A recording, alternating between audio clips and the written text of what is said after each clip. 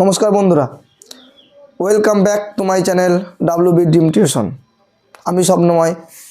আজ অনেক দিন পর তোমাদের সামনে এসেছি আবার। নিজের পারিবারিক কারণে, একটু পারিবারিক সমস্যার কারণে আমি প্রায় 1 বছর যাবৎ ইউটিউবে আসতে পারিনি। তোমাদের কথা দিয়েছিলাম কিন্তু কথা রাখতে পারিনি। এবার আশা করি কথাটা রাখবো, যদি সব কিছু ঠিকঠাক থাকে। আশা করি এখনও পর্যন্ত তো ঠিকঠাক আছে। তো আজ তোমাদের NMMS স্কলারশিপ পরীক্ষাটা হলো আমাদের ওয়েস্ট বেঙ্গল, জানো তোমরা সবাই। সেটা অল ইন্ডিয়া পোর্টাল স্কলারশিপ, গোটা ভারতবর্ষে এই পরীক্ষাটা হয়। ভারতবর্ষের মধ্যে আমাদের পশ্চিমবঙ্গ এটা আজকে হলো। আজ আমাদের পরীক্ষা ছিল 10:30 থেকে 12টা ম্যাথের পরীক্ষা, এবং 1 ঘন্টা রেস্ট পেয়ে আবার 1টা থেকে 2:30 পর্যন্ত স্যাটের পরীক্ষা। তো তুলনামূলক ম্যাথের কোশ্চেনটা একটু শক্তই এসছে, কিন্তু স্যাটের কোশ্চেনটা খুবই সোজা এসছে, যেটা অন্যান্য বছরের ঠিক উল্টো হয়। অন্যান্য বছর কী হয়, ম্যাথের কোশ্চেনটা খুবই সোজা হয় এবং স্যাটের কোশ্চেনটা একটু শক্ত দেয়। এক্ষেত্রে এবছর উল্টো দিল।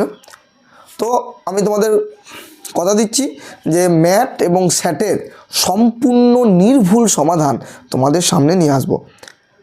এখন তোমাদের আমি আজ ইতিহাসের কোশ্চেনের সমাধান প্রথম নিয়ে আসবো, যে স্যাটের ইতিহাসের কোশ্চেন।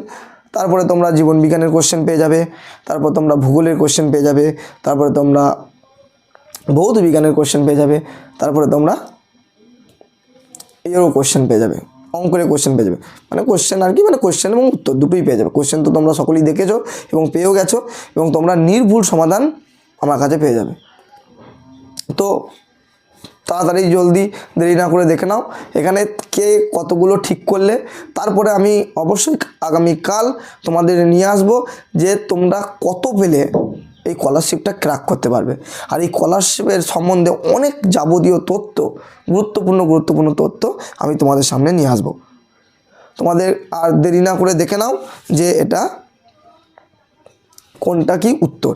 দেখো, আজ আমি তোমাদের ইতিহাস কোশ্চেনের উত্তর প্রথম বলছি। দেখো, তোমাদের ইতিহাসের কোশ্চেন নিয়ে আমি হাজির হয়েছি। ইতিহাসের কোশ্চেনের উত্তরগুলো এবার করে নেবো। তোমরা দেখে নাও সঠিকভাবে কে কতগুলো ঠিক করলে। প্রথম প্রশ্ন ছিল 56 দাগের, মুঘল সম্রাট ফারুক সিয়ারের ফরমান জারি করেন কত খ্রিস্টাব্দে? এটা তোমরা মনে রাখবে 1717 খ্রিস্টাব্দে। সঠিক উত্তর হলো 1717 খ্রিস্টাব্দে। 57 নম্বর প্রশ্ন, মানে ইতিহাসের 2 নম্বর প্রশ্ন, পিটের ভারত শাসন আইন প্রবর্তিত হয় কত সালে? তোমরা এটা সকলে মনে রাখবে 1784 সালে, এবং এটা খুব ইম্পর্টেন্ট। আশা করি তোমরা এটা সকলেই সঠিক উত্তর করেছো এবং সকলের পরীক্ষা ভালো হয়েছে, এটাই আমি আশা রাখবো। আত্মীয় সভা প্রতিষ্ঠিত হয় কত খ্রিস্টাব্দে? এটা মনে রাখবো, আত্মীয় সভা প্রতিষ্ঠিত হয় 1815 খ্রিস্টাব্দে। এটাই হচ্ছে সঠিক উত্তর। একদম যতগুলো উত্তর দিচ্ছি নির্ভুল উত্তর, এটা তোমরা দেখে নেবে। 59 নম্বর প্রশ্ন বলছে, বেঙ্গল প্রেসিডেন্সিতে ইজারাদারি ব্যবস্থা সূচনা করেন কে? এটা মনে রাখবে Lord Warren Hastings. Number B option, Lord Warren Hastings. 60 দ্বৈত বাংলার দ্বৈত শাসন ব্যবস্থার অবসান ঘটে কত খ্রিস্টাব্দে? এটা তোমরা মনে রাখবে, দ্বৈত শাসন ব্যবস্থার অবস্থান ঘটে 1772 খ্রিস্টাব্দে। 61 নম্বর প্রশ্ন, সত্যশোধক সমাজ গড়ে তোলেন কে? এটা মনে রাখবে জাতিবা ফুলে। এখানে লেখা আছে জাতিরাও ফুলে, তো জাতিবা ফুলে বা জাতিরা ফুলে একই উত্তর, এটা মনে রাখবে। এটা অনেক বইয়ে জাতিবা ফুলে বলে লেখা থাকে, এটা তোমরা মনে রাখবে। বেশ, আমরা 62 নম্বর প্রশ্ন দেখে যাই।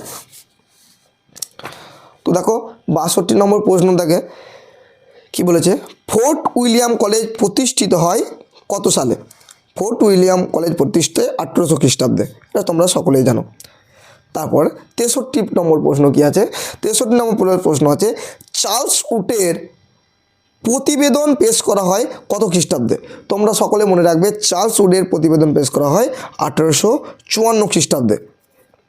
তারপর 64 দাগের প্রশ্ন, নাট্যাভিনয় নিয়ন্ত্রণ আইন প্রণয়ন করেন কে? এটা মনে রাখবে লর্ড নর্থব্রুক। এটা খুব ইম্পর্ট্যান্ট একটা প্রশ্ন ছিল এবছরকার জন্য। আমি তোমাদের সামনে আসতে পারিনি, আমি আমার অফলাইন ব্যাচে যে করিয়েছিলাম তার এটা একটা ফলস্বরূপ। এটা খুব ইম্পর্ট্যান্ট প্রশ্ন বলেছিলাম এবং এটা এসেছে। নাট্যাভিনয় নিয়ন্ত্রণ আইন প্রণয়ন করেন কে? Lord Northbrook. তারপর দেখো 65 দাগের প্রশ্ন, ভারতীয় জাতীয় কংগ্রেস দলের প্রথম অধিবেশনের সভাপতিত্ব কে করেন? এটা হচ্ছে উমেশচন্দ্র বন্দ্যোপাধ্যায়, মানে উমেশচন্দ্র ব্যানার্জি, যেটাকে বলা হয় WC ব্যানার্জি।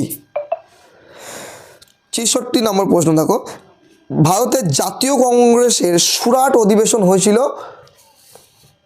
কবে? ভারতের জাতীয় কংগ্রেসের সুরাট অধিবেশন হয়েছিল তোমার মনে রাখবে 1907 খ্রিস্টাব্দে। ৬৭ থেকে প্রশ্ন দেখো, কলকাতার অনুশীলন সমিতি গড়ে তোলেন কে? কলকাতার অনুশীলন সমিতি গড়ে তোলেন সতীশচন্দ্র বসু।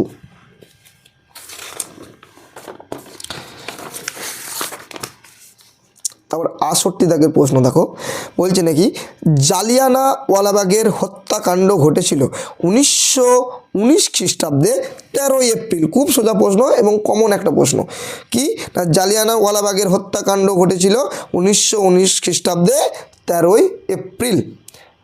তারপর তাম্রলিপ্ত জাতীয় সরকার গঠন করেন কে?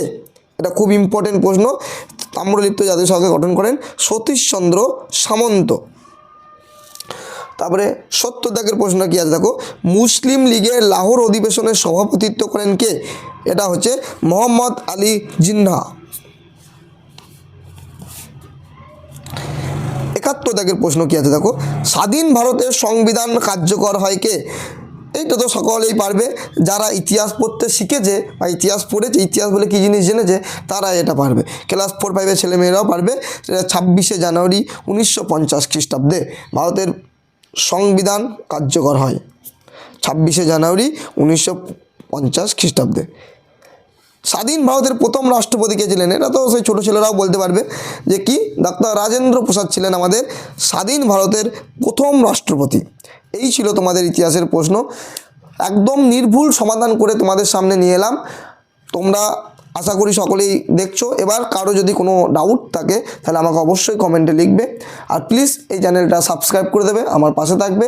এবং কথা দিচ্ছি যে আমার পারিবারিক চাপ আমি মিটিয়ে তোমাদের সামনে আসতে পেরেছি।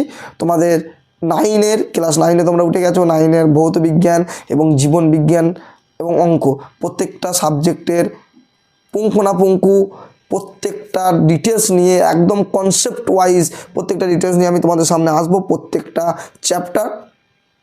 এবং ক্লাস 10-এর ছেলে মেয়েকে বা ছাত্রছাত্রীদেরকেও বলছি যে ভৌত বিজ্ঞান এবং অঙ্ক প্রত্যেকটা বিষয়ের কনসেপ্ট ওয়াইজ আমি তোমাদের সামনে নিয়ে আসবো। চেষ্টা করব জীবন বিজ্ঞানটাও তোমাদের সামনে নিয়ে আসার। এবার NMMS স্কলারশিপে তোমরা যারা দিয়েছো তাদের বলি ইতিহাসটা দেখে নাও, এবং পরবর্তীকালে তোমরা দেখে নেবে এবং কে কত কারেক্ট অ্যান্সার করেছো আমাকে জানাবে, কে কার কত হলো। আমি সমস্ত সাবজেক্টের আমি অ্যান্সার তোমাদেরকে দিয়ে দিচ্ছি। ধন্যবাদ।